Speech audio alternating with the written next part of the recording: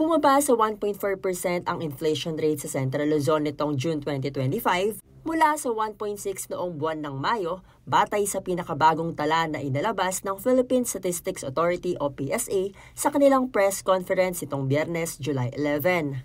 Mas mababa ito kumpara sa 4.5% na naitala noong Hunyo ng nakaraang taon.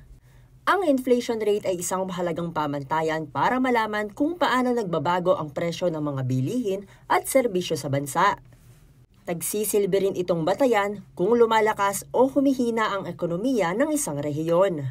Ayon kay Ivy Capulong, Senior Statistical Specialist ng PSA, nakatulong sa pagbagal ng inflation ang bahagyang paggalaw ng presyo ng pagkain, inumin, health services at maging sa larangan ng recreation, sports and culture.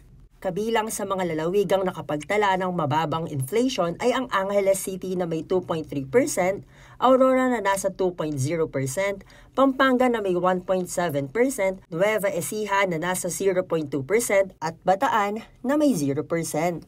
Gayunpaman, may ilang lugar na nagtala ng mas mataas na inflation kumpara noong nakaraang buwan, partikular sa mga highly urbanized areas. Nakapagtala ng mas mabilis na pagtaas ng antas ng inflation nitong June 2025 ang Bulacan, may 2.2% inflation rate, City of Olongapo na may 1.9% inflation rate, Tarlac na may 1.4% inflation rate, Zambales na may 0.8% inflation rate.